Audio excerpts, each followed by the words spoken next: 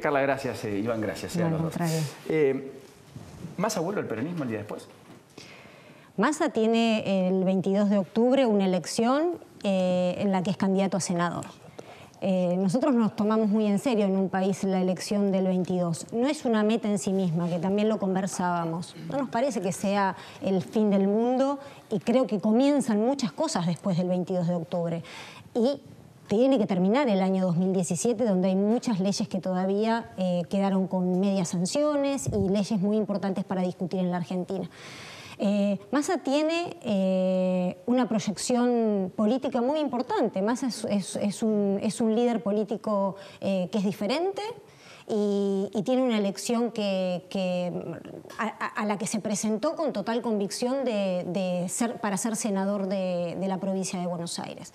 Por supuesto que nos hubiese gustado, por eso vos me preguntás si vuelve o no peronismo. Nosotros tenemos un frente, nosotros tenemos un partido que es el Frente Renovador y que ha hecho un frente con Margarita Stolbizer. Eso es un frente electoral. Exacto, bueno. En términos programáticos, ¿dónde lo imagina Massa? ¿Dónde se imagina usted que proviene del peronismo, de la dirigencia gremial, etcétera, discutiendo espacios de cuota parte de poder de cara al futuro? ¿En el peronismo? ¿Fuera del peronismo? Yo lo imagino discutiendo un espacio, obviamente cercano al peronismo, por supuesto, porque yo lo identifico como peronista, lo que no significa que no pueda tener alianzas con no peronistas. Me hubiese encantado que esta elección, todavía creo que hay tiempo en este periodo electoral, que esta polarización que existe, no la podemos negar, lo conversábamos antes de entrar al programa, es una polarización que para mí está multiplicada en una potencia irreal.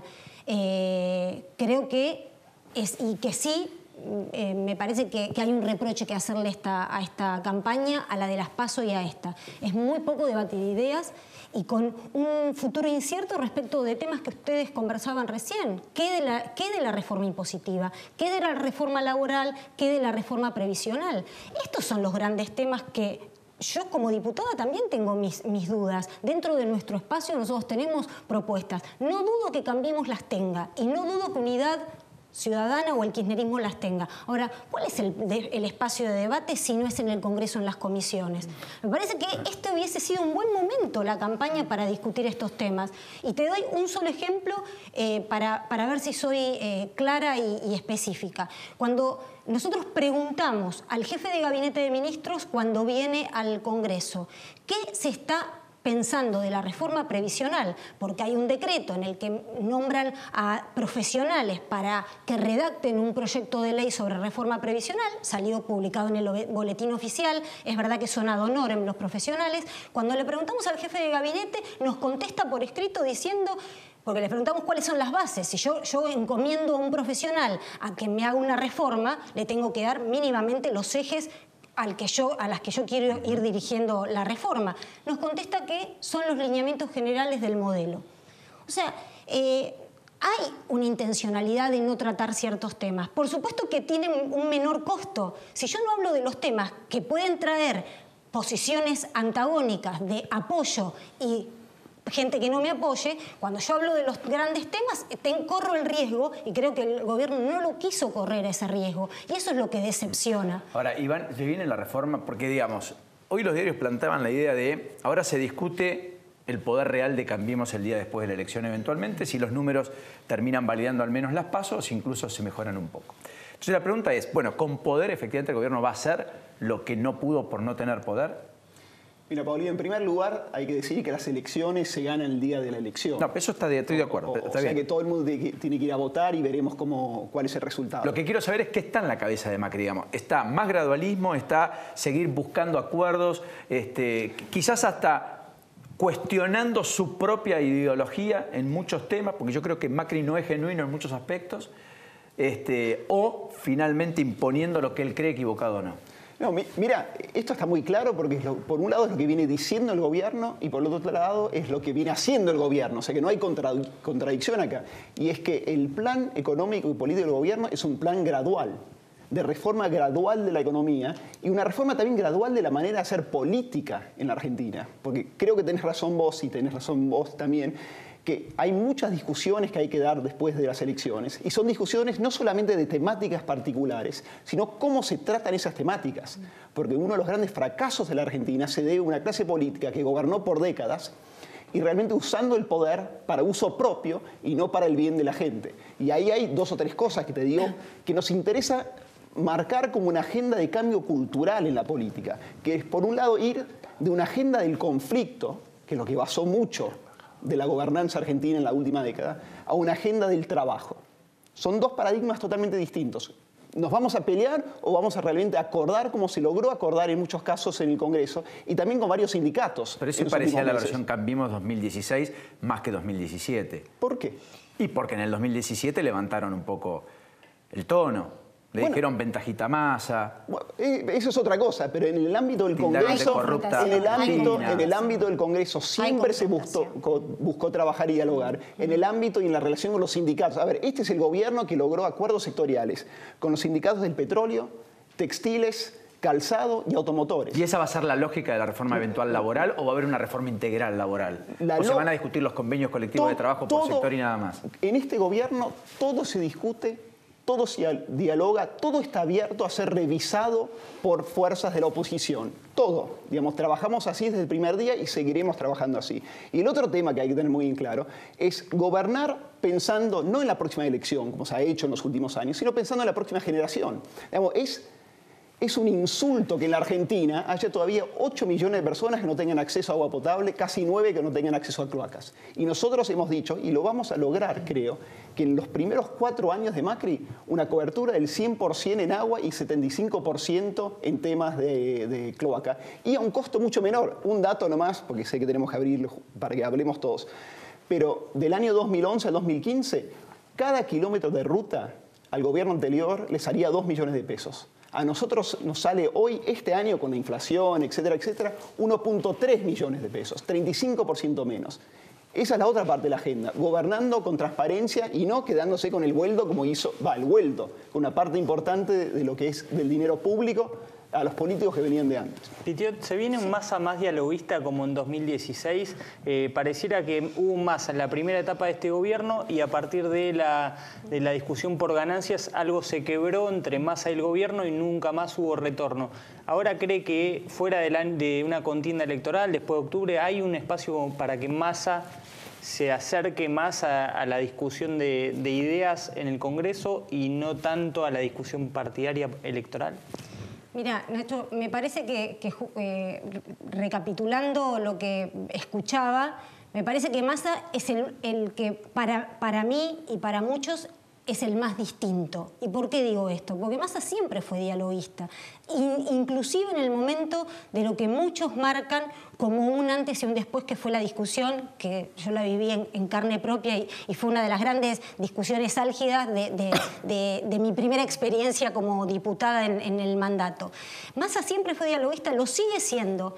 Y digo que es distinto porque las copias nunca fueron buenas. Así como el timbreo copiado por Unidad o por el kirchnerismo a Cambiemos, me parece que Macri está copiando algunas malas prácticas también del kirchnerismo, en el sentido de encerrarse en sí mismo, una soberbia bastante profunda. Yo creo que igual hay lugar todavía para la apertura y para que escuche a la oposición. Nosotros siempre tendemos el puente de la discusión sana y de la crítica constructiva. Se le reprocha más y nos reprochan a nosotros, porque yo lo siento en primera persona, porque yo soy diputada nacional y nosotros discutimos el tema de ganancias. Y el tema de ganancias nos dijeron de todo, porque fue uno de los primeros proyectos en el que no sentimos que se estaba defendiendo a la clase trabajadora, que la promesa de la quita de ganancias al trabajador no lo estaban cumpliendo, y había un acuerdo tácito de que todas las fuerzas, si llegaban en su momento por su aspiración de poder llegar a ser presidente, Massa lo propuso también Scioli y lo propuso Macri, que se iba a sacar el impuesto a las ganancias. Hubo un no rotundo y a partir de eso fuimos los más malos del condado. De ser los más buenos pasamos a ser los más malos. Fuimos buenos cuando Massa lo acompañó a Davos demostrando una actitud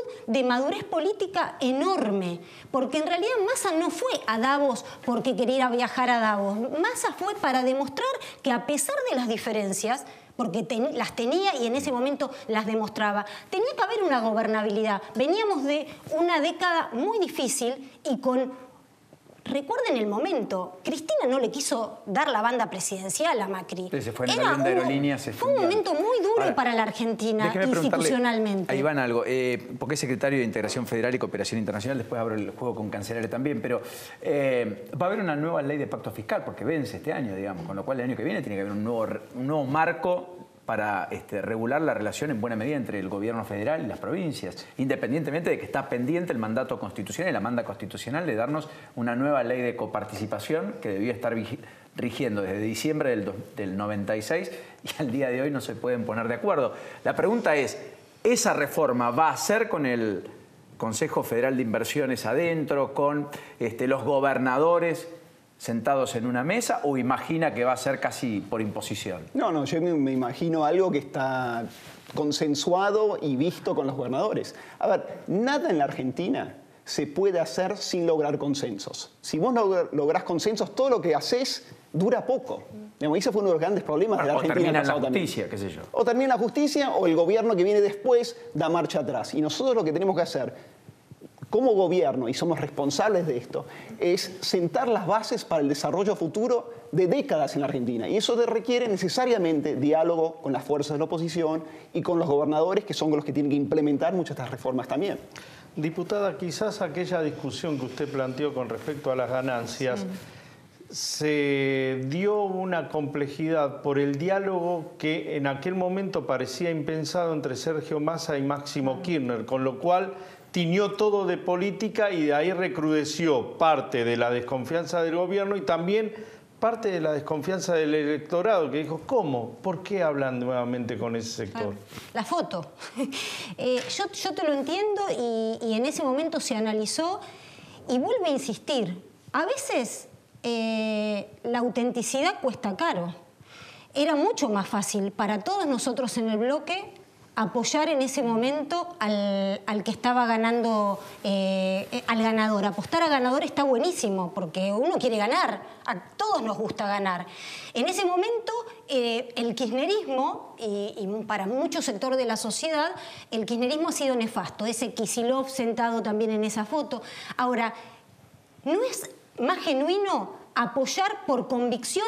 Era un proyecto de ley, era modificar el proyecto de ley que venía del Poder Ejecutivo vinculado con ganancias y nosotros nos mantuvimos a pesar de que tuvimos que pagar un costo político enorme, pero no nos arrepentimos porque nosotros entendemos que, y lo seguimos manteniendo, es imposible sostener un esquema de impositivo, que por eso seguramente se va a modificar y va a haber una reforma impositiva integral en la Argentina. Yo no soy economista, pero tengo un maestro que es Marco Labaña que nos enseña a todos dentro de lo que uno puede aprender. Pero esta reforma impositiva que se viene postergando en el tiempo denota que el accionar del gobierno durante estos casi 2 años ha apostado más a todo lo que es especulativo que a lo productivo. Bueno, a propósito de el impuesto a las ganancias o sea, no pagan las LEVAC, no paga el plazo fijo de alguien que gana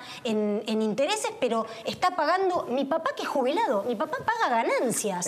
A propósito de ello, Schiaretti dijo que hay que poner un impuesto a la renta financiera, casi en línea con lo que viene planteando Massa, Stolbizer y otros sectores. ¿Lo imagina el gobierno poniendo un impuesto a la renta financiera que Daniel Marx dijo iba a ser muy perjudicial, por ejemplo, para la economía? Mira, sé que se estudia la posibilidad. Digamos, yo tampoco soy economista, no estoy metido en estas discusiones, pero sé que se están estudiando todas las posibilidades y es cierto lo que decías vos recién.